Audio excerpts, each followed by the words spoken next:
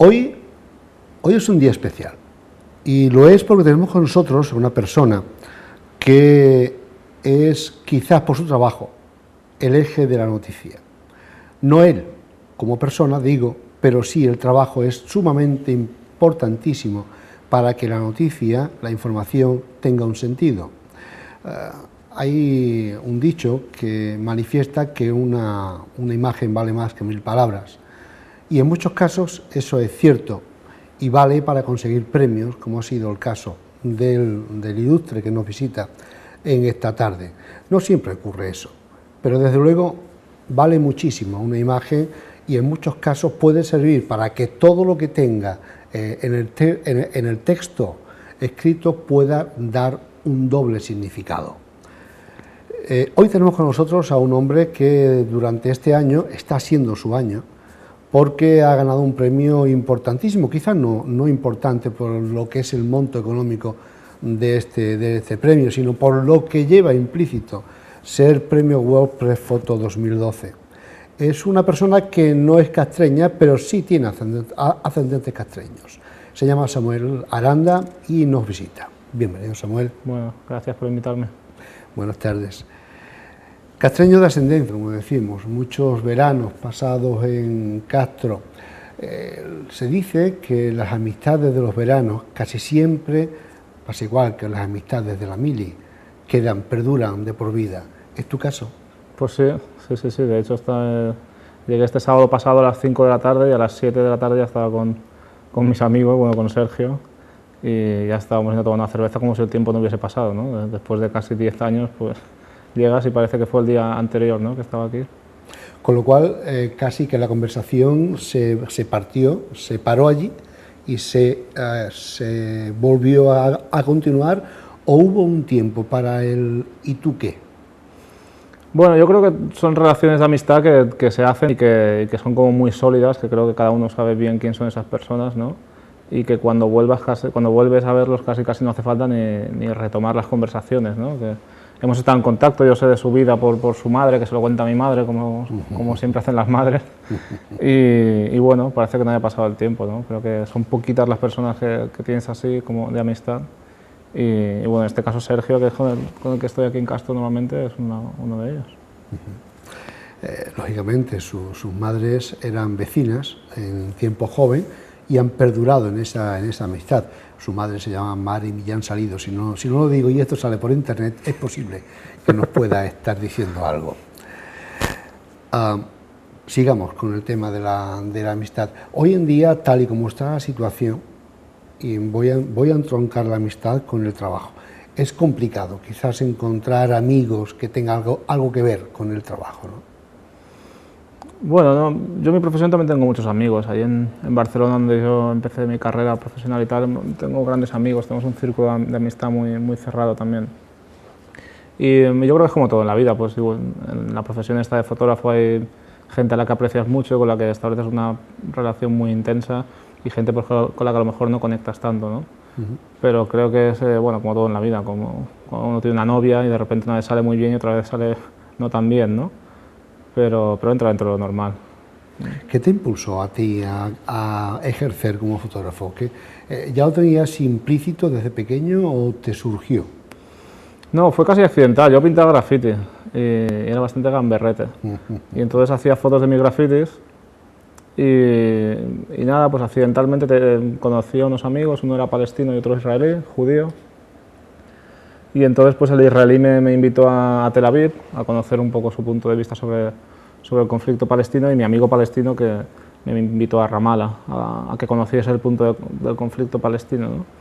Y yo en ese momento no conocía absolutamente nada, no estaba ni interesado en el conflicto árabe-israelí, no sabía nada, y fue un poco el primer paso, ¿no? Y esa experiencia me ayudó mucho a entender un poquito lo que pasaba allí, y ya me quedé muy enganchado en el mundo árabe, hasta ahora, que llevo, pues eso, 10, 12 años trabajando allí. Vamos a hablar seguro en un momento dado del mundo árabe, ese mundo que te ha subyugado hasta el extremo de residir quizás casi permanentemente allá, ¿no? Pero sigamos por el terreno de los comienzos. esos comienzos que nunca son estables, ya, ni siquiera cuando lo hacemos, empezamos a andar, casi siempre nos caemos, ¿no? ¿Cuántas veces has pensado en tirar la toalla porque quizás no encontrabas tu sitio dentro de la fotografía? En tirar la toalla nunca lo he pensado, porque tenía muy claro, cuando yo empecé a ganarme la vida con esto, con 19 años así, ya vi muy claro que yo quería ser fotógrafo porque creía en esto, ¿no? Creía en esta profesión. Sí que es verdad que ha habido muchas veces en las que he tenido que hacer otro tipo de oficios para llegar 1 o 2 meses a final de mes, para poder pagar las facturas o cosas así, y se ha hecho, no pasa nada, ¿no? Pero tirar la toalla porque no me llenase la profesión o algo así, nunca lo he pensado, porque siempre he tenido muy claro que yo creía en esto y creo en esto y es lo que yo quería hacer. A medida que va pasando el tiempo y que vas escalando en tu labor como fotógrafo y también en ser humano, ¿qué estás descubriendo, tanto en un lado como en otro? Pues mira, lo que estoy descubriendo más y cada vez es más intenso ese sentimiento es un nivel de frustración. Yo siempre hago mucho hincapié en el tema del miedo y me da mucho coraje o me produce mucha impotencia ver cómo, sobre todo hoy en día, con el tema islámico, con el tema del terrorismo y tal, se está utilizando mucho para separar culturas, ¿no? Para separar culturas que somos tan parecidos como nosotros y los árabes, ¿no? Los musulmanes. No se cansan de machacarnos en televisión con imágenes de terroristas, islamistas, Al-Qaeda, tenemos esa imagen ahí y nos han metido eso en la cabeza, vamos con miedo, ¿no? O sea, ahora tenemos unos sentimientos que tú ves a un hombre por la calle con barba y seguramente mucha gente se va a cambiar de acera, ¿no? Porque se cree que puede ser un radical, etcétera, etcétera. Y eso produce mucha frustración, porque luego cuando vas a esos países, cuando yo he estado trabajando en Irak, en Afganistán, en Yemen, y descubres que son sociedades fabulosas y muy hospitalarias, y gente espléndida como aquí, como en España, como en Andalucía, como en Castro, pues eso produce frustración, ¿no? Eso produce frustración, ver cómo los políticos utilizan ese miedo para tenernos controlados, ¿no? Vamos. Es quizás ese punto de vista que tú estás observando en tu madurez como persona, como fotógrafo, lo que te hace captar alguna de las instantáneas que luego publicas. Sí, yo creo que ese vínculo con el mundo árabe que tengo pues me hace coger energía para poder seguir trabajando allí, porque también son momentos duros. Está claro, cuando hay un conflicto, pues como en cualquier conflicto, pues se pasan momentos difíciles, y sí que es verdad que tener esa conexión tan fuerte con el mundo árabe pues me hace tener muy claro, ¿no? Y tener mucha energía. Y también es mucho más fácil trabajar allí, si te digo la verdad. La gente me pide que le haga fotografías. Ayer estábamos en una conversación con varios amigos aquí tomando algo y me lo preguntaban. Dice, oye, ¿cómo pudiste hacer la foto del WordPress? Esa mujer, ese momento de intimidad, ¿no? Con su hijo herido y tal. Y es que precisamente en esa cultura les gusta que les hagas fotos y te lo piden, que por favor que enseñes al mundo lo que está pasando allí, ¿no? Cosa que aquí estamos otra vez más con ese miedo y con ese pánico y esa paranoia, ¿no? De qué van a hacer con mi fotografía y tal. Y me es mucho más difícil trabajar aquí que en el mundo árabe, la verdad. Yo decía que está subyugado por esa cultura porque residía hasta hace algunos días, aunque aún mantiene su domicilio allí, pero será circunstancial, supongo, en el momento en que ha estado en esa cultura, viviendo en Túnez, y es quizás el país menos árabe y más cosmopolita que se puede ver dentro de la vida árabe, ¿no? ¿Por qué eliges Túnez? ¿Quizás por esa misma razón? Sí, la verdad que en Túnez llevo ahora casi 2 años viviendo y bueno, yo con mi novia pues nos fuimos allí a cubrir la revolución tunecina el año pasado. Antes estaba viviendo en Gaza, que Gaza sí que es un sitio bastante más duro para vivir a nivel de día a día, ¿no? De no tener electricidad, no tener agua. Y al llegar a Túnez, pues sí que es cierto, es una cultura en la que se puede pues, encontrar todas las facilidades que tenemos aquí muy igual, ¿no? O sea, pues, puedes comprar una botella de vino en el supermercado y jamón serrano también en el Carrefour y esas cosas, ¿no? Y eso pues sí, ayudó a tomar la decisión de vivir allí. Y también el tema económico, que se vive mucho más económico allí, mucho más barato. ¿Qué es lo que te lleva a estar continuamente pensando, quizás por la profesión, ¿no?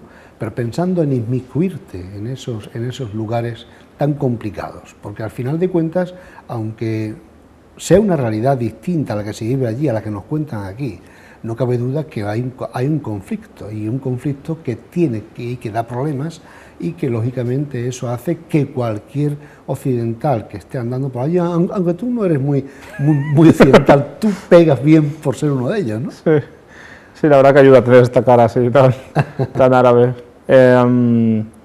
Nada, o sea, un poco lo que decía antes, cuando escuchamos hablar de un país musulmán en la televisión, que es lo que al final nos llega aquí, estamos escuchando un 5% de la realidad, ¿no? Pues ese 5% que sí, que es muy duro, muy terrible, pues, pero no forma parte de la realidad, ¿no? De la realidad total de ese conflicto o de ese país, como puede ser Yemen o Túnez. Túnez ya es un país totalmente estable ahora mismo, que ha vivido una transición y no pasa absolutamente nada, ¿no? Yo siempre hago el símil un poco al revés, de imaginaros, aquí en España, por ejemplo, tenemos un problema muy grave con la violencia doméstica, con la violencia de género, ¿no?, que le llaman. Sí. Y pues imaginaros que en Estados Unidos o en Francia les diese por poner 24 horas en televisión cada día, porque muere casi 1 o 2 mujeres cada semana en España, pues solo pusiesen esas noticias sobre España, ¿no? O seguramente iban a pensar que en España matamos a las mujeres así alegremente, ¿no?, y que no pasa absolutamente nada, y no es cierto, ¿no? Pues es un poco lo que pasa con el mundo árabe, nos ponen un tipo de imágenes, un tipo de información que sí que es cierta, pero está muy seleccionada, con mucha intención de crear ese miedo, ¿no?, hacia esa cultura. Porque luego tienen que justificar invasiones de países, tienen que justificar guerras, entonces es más fácil justificar una guerra ante tu población, ante tus votantes.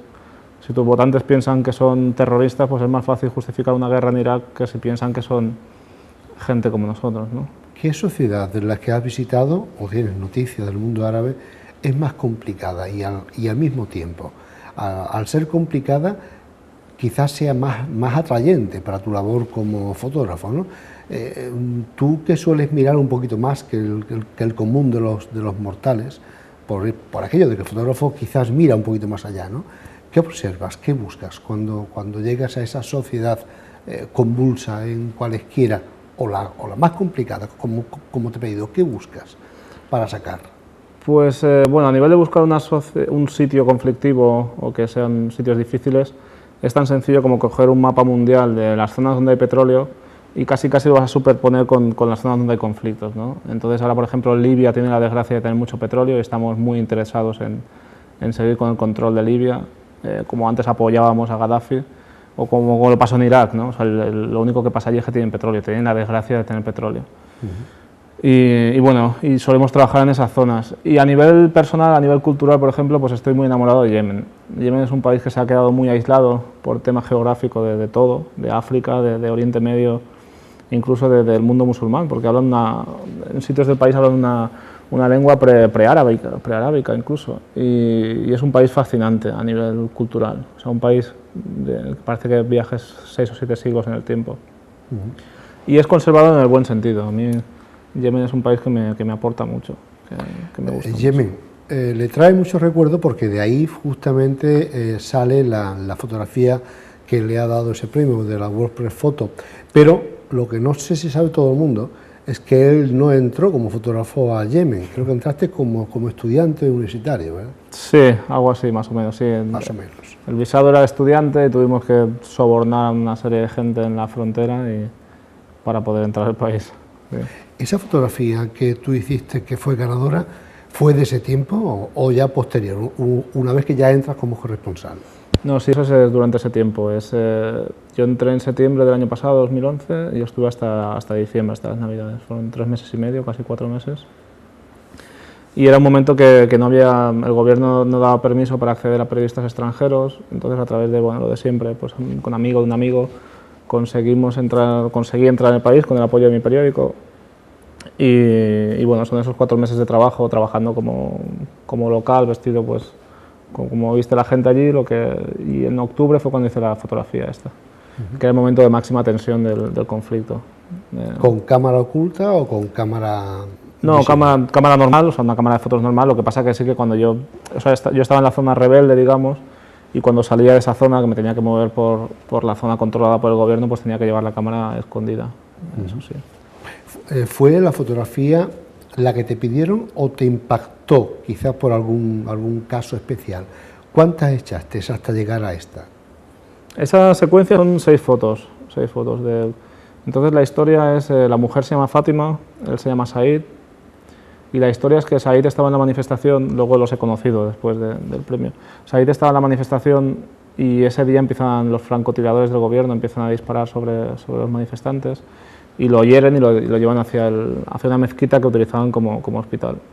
Entonces el momento es cuando la mujer, Fátima, su madre, va al hospital a buscarlo, ¿no? Entonces empieza a buscarlo entre los cadáveres pensando que estaba muerto.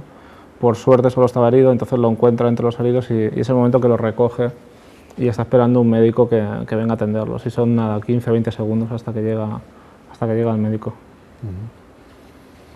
Una imagen impactante, ya no solamente la de esa mujer, sino la de la búsqueda, ¿no?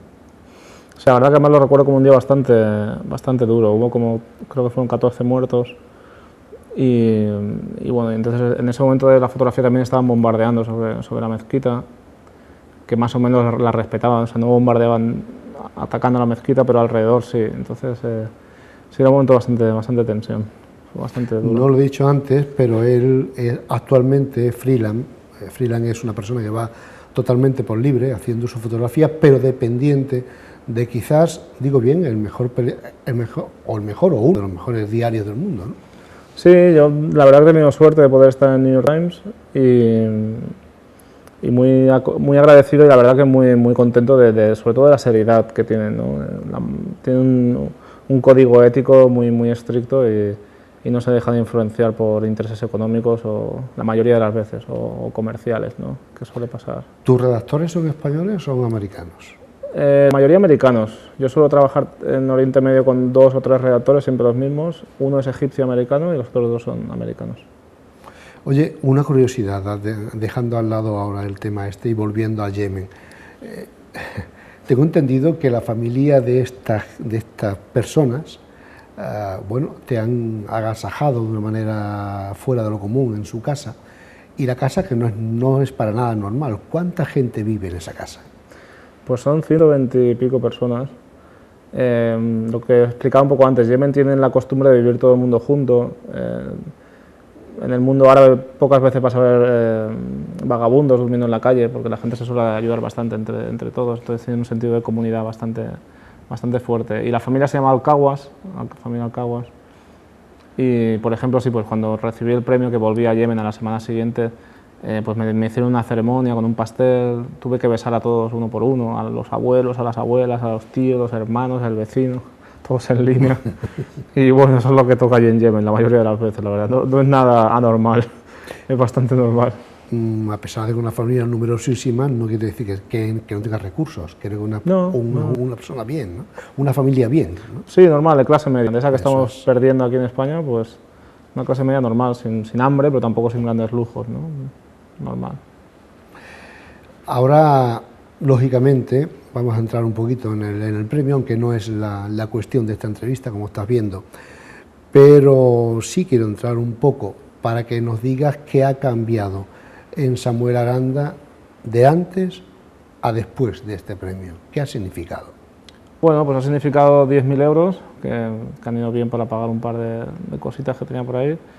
Y sobre todo pues me ha abierto unas puertas a nivel de proyectos y a nivel profesional que me va a permitir ahora hacer los proyectos que quería hacer durante mucho tiempo. Pero también tengo muy claro que va a ser poco tiempo, o sea, esto es como una moda, entre comillas, ¿no? Que va a ser 1 o 2 años en la que todo el mundo me va a decir que sí a todo y dentro de 2 años pues seguramente volveré otra vez a como estaba siempre, ¿no? De editores que no cogen el teléfono o gente que no quiere comprar las fotografías, ¿no? Parece que el New York Times, pues sí, pues me está dando esa estabilidad y espero que siga dentro de 5 años, cuando ya no se hable del premio, ¿no? Pero bueno, poco más. Del premio de este año, pues no quiere decir que no haya otro WordPress Photo de aquí a 2, 3, 4, 5 años, ¿no? Espero que no, porque entonces mi novia me va a dejar, porque llevo 3 meses sin verla, los viajes por ahí. No, es broma, pero bueno, los premios no son, para mí por lo menos, y te lo digo muy honestamente, no son mi fin, no es por lo que trabajo en esto. Sí que es verdad que eso lo agradezco muchísimo y que te supone, pues eso, a nivel profesional te abre muchísimas puertas, pero no creo que sea el fin, ¿no? de esta profesión, ¿no? Ganar premios. Bueno, pero sí no es un fin ni una meta, pero sí es un camino, ¿no? Sí, forma parte del camino y y ayuda muchísimo, ¿no? La verdad que hay que ser también sincero y agradecido, ¿no? Que sí que ayuda muchísimo. O sea, hay medios de comunicación y proyectos que se están abriendo ahora que en mi vida hubiese podido imaginar, ¿no? Que fuesen posibles. Pero has tocado esas puertas, te han dicho muchas veces que no, quizás esas mismas puertas. Sí, ¿no? sí. Bueno, pues mira, para algo ha servido ser Premio WordPress Photo 2012. Tienes un hermano que es periodista, que es redactor, que trabaja en El Mundo, pero trabaja, bien digo, en El Mundo, en Brasil, para El Mundo español. ¿Algún día hay pensamiento de hacer un proyecto en común? Pues porque sois los dos freelance, ¿no? Sí, él me lo ha propuesto, se intentará, siempre está esa relación hermano mayor, hermano menor, que es bastante complicada, pero sí, supongo que sí, que algún día trabajaremos juntos. A él no le atrae mucho el mundo árabe, yo lo estoy intentando un poco inducir a que venga a trabajar conmigo allí, pero le da bastante respeto. Está muy a gusto él en Brasil, la verdad que lo fui a visitar ahora en mayo y tiene una vida bastante interesante. Bueno, interesante, aunque vive en un lugar complicado, pero parece ser que se ha hecho con el lugar, ¿no? Totalmente. Si lo ves parece un brasileño más. Sí, a mí me cuentan eso, desde Barcelona me cuentan esas cositas, ¿no? Está viviendo en una favela y con un montón de amigos y en la playa todo el día y pasándolo muy bien. Y lo mejor creo que está siendo respetado por el mundo, creo que está consiguiendo un lugar dentro de esa rotativa que no es nada fácil, se le lee con frecuencia en los dominicales y en alguna cosa de internacional, ¿no? Sí, la verdad que está ahí tiene muy claro lo que quiere hacer, está apostando mucho por eso y bueno, pues lo está consiguiendo, ¿no? Hasta que algún día le concedan un premio y entonces todos se quieran poner la medalla, ¿no? Esos mismos que ahora no están dando las oportunidades, luego querrán ponerse la medalla de que trabajaba para X o otro, ¿no? Una similitud con lo que ya sabemos. Sí. Bien, vamos al mundo presente. Hoy estás en Castro porque estás haciendo un reportaje de España, me decía de la crisis en España, y tus proyectos inmediatamente futuros, ¿cuáles son? ¿Por dónde pasan? Pues después de esto, ahora en septiembre voy a Turquía y luego empiezo un proyecto con una fundación de Nueva York que lo hacemos con varios fotógrafos de la agencia Magnum, de la agencia francesa Magnum, y va a ser documentar ese mundo árabe desde un punto de vista positivo. Más que positivo, real. Entonces, un poco con lo que venía diciendo antes, casi todos los fotógrafos que trabajamos en el mundo árabe compartimos la misma opinión, que no es justo lo que transmitimos sobre esos países, ¿no? Porque siempre hacemos el mismo tipo de fotografías o nos piden el mismo tipo de imágenes, de noticias. Entonces va a ser un recorrido por la primavera árabe, pero documentando pues la realidad, ¿no? Pues el Kentucky Fried Chicken, por ejemplo, que hay en Yemen, donde van los hombres con barbas largas a comerse una hamburguesa, ¿no? O la gente en Túnez pues disfrutando en la playa con un vino blanco y no pasa absolutamente nada, ¿no? Entonces hay todo ese día a día, toda esa cultura tradicional que convive muy bien con la religión o con la cultura musulmana, ¿no? Y que es bastante, creo, por lo menos la gran mayoría de la gente no tiene ese conocimiento, ¿no? Sobre esa cultura porque no interesa que lo tengamos. A eso iba.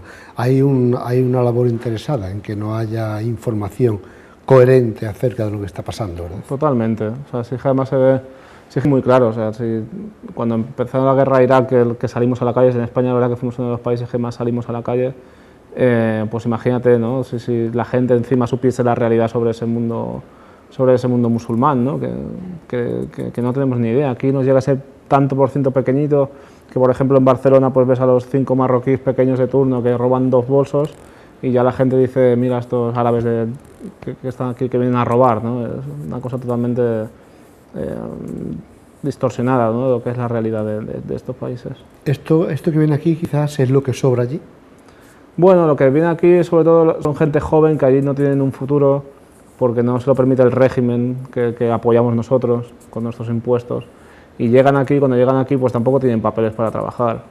Entonces tú imagínate ese chico con 16 años que está en su casa en Tánger, que solo hace que ver en la tele fútbol, el Barça, Messi, Cristiano Ronaldo, que se cree que llega a España y va a tener un trabajo y un BMW, y cuando llega aquí lo que se encuentra es que primero no puede trabajar porque es menor de edad, no tiene papeles y que, bueno, pues que la policía lo detiene cada 2 por 3, creo que en bastantes zonas de España pues no es fácil para un inmigrante adaptarse, son situaciones muy extremas, ¿no? Y con el tiempo supongo que acaban desgastándose mentalmente. ¿Piensas hacer del mundo árabe tu lugar de residencia estable en el futuro? Pues ahora este último año estoy pasando mucho tiempo en Yemen, sobre todo, y estamos pensando con mi chica en vivir cerca de Barcelona, en un pueblo. No pienso vivir en una ciudad, creo que es lo único que tengo claro, que nunca voy a poder vivir en una ciudad. Y sí, pasando mucho tiempo en el mundo árabe, no sé si a lo mejor a nivel fijo como hasta ahora, que han sido ya pues 10 o 12 años viviendo permanentemente en el mundo árabe, pero sí que pasando mucho tiempo allí, también porque tengo muchas amistades y siempre acabo, intento pasar más tiempo en España y que me dejen tranquilo, pero siempre acabo enredado en alguna historia y acabo allí, ¿no? Pero no es que tú busques, sino que quizás que te llaman. Bueno, sobre todo es un poco la inercia, ¿no? Que luego, por ejemplo, pues eso, ahora estoy haciendo esta historia aquí para el New York Times sobre la crisis en España, que es un mes de trabajo, y me está resultando muy difícil trabajar. O sea, por ejemplo, he tenido que buscar familias que lo estén pasando muy mal por la crisis, y la mayoría de la gente me han cerrado las puertas porque tienen vergüenza de enseñar que lo están pasando mal por la crisis, ¿no? Y pues luego situaciones desde que fotografiar una cola del paro, pues la gente se tapa la cara y no quiere salir, ¿no? Tienen como ese miedo a la fotografía. Y eso hace muy difícil trabajar aquí, la verdad. Y luego, bueno, que a nivel social pues no estoy nada de acuerdo con lo que está pasando aquí en el país. La verdad que no sé cómo acabaría si me quedas aquí, entonces prefiero trabajar fuera. ¿Cómo se ve la situación de España con los ojos de un fotógrafo americano? Pues mira, yo cuando hablo con mis compañeros, con mis editores de Estados Unidos, no entienden muchas cosas de aquí, ¿no? Y me preguntan cosas y no entienden que sigan así las cosas, no entienden cosas como lo de Fabra en Castellón, lo del aeropuerto, que él se construye un aeropuerto, que se le esté juzgando, que esté condenado y que siga en el gobierno, pero por los dos lados, ¿eh? O sea, no soy partidista, y tanto PP como PSOE al final todos acaban haciendo de las suyas, ¿no? Y sobre todo se sorprende bastante de esa impunidad que existe aquí, ¿no? De que Urdangarín pueda robar no sé cuántos miles de millones y no pasa nada, esté disfrutando en Mallorca con el rey y el rey se vaya a cazar elefantes, ¿no? Con nuestros impuestos cuando estamos en plena crisis. La verdad que les sorprende bastante que podamos permitir todo eso sin levantarnos, ¿no? Entre comillas, sin protestar. En otro tiempo posiblemente esto no estaría pasando así. Yo creo que quizás es culpa nuestra, de los jóvenes, que nos hemos acomodado mucho, que nuestros padres han sido los que han luchado por nuestros derechos y por conseguir muchos mínimos, ¿no? de condiciones de trabajo, de nivel social, de educación, de sanidad, y ahora se lo están cargando y los jóvenes estamos viendo el fútbol los domingos y con el Facebook, ¿no? Entonces, bueno, quizás hasta que no aprieten del todo, pues no vamos a decir hasta que hemos llegado, ¿no? Pero ¿tiene que llegar una revolución para que realmente la sociedad dé un giro hacia donde debe? Yo creo que sí. Yo creo que además no hay ninguna otra salida. Cuando se habla de revolución no tiene por qué ser una revolución violenta, ¿no? Claro. No ha sido en Túnez. Yo creo que de los mejores ejemplos de revolución ha sido Islandia. Una sociedad muy avanzada en la que llegan a un punto en que se dan cuenta que los banqueros les han tomado el pelo, como han hecho aquí en España, y dijeron, hasta aquí hemos llegado, basta, nacionalizamos los bancos, son todos públicos y al presidente del gobierno lo juzgamos, ¿no? Y no se disparó ni un tiro, ni se tiró una piedra, ni hubo ningún tipo de herido, ni nada, ¿no? Y mira cómo les va, creo que están entre los 3 primeros ahora de crecimiento a nivel mundial económico, o sea que no es tan difícil. Anteriormente, hace un rato, estuvimos hablando de los sueldos de los periodistas en España y le di un par de ejemplos de sueldo de periodistas fuera de España, en Croacia en concreto, en Praga en concreto. Pero tenía que darle otro, le di también otro de Oslo, pero tenía que darle otro de Finlandia. Finlandia, un periodista gana ni más ni menos que 7.500 euros, pues el equivalente. Aquí sí te pagan al final, que a veces tampoco te pagan. Pues a mí por un reportaje, el último reportaje que publiqué en España, en el magazine de La Vanguardia, fueron 500 euros. Sí. Por un reportaje fueron 2 semanas de trabajo. O sea que, imagínate. Y muchas veces no solo a nivel económico, es también el trato, ¿no?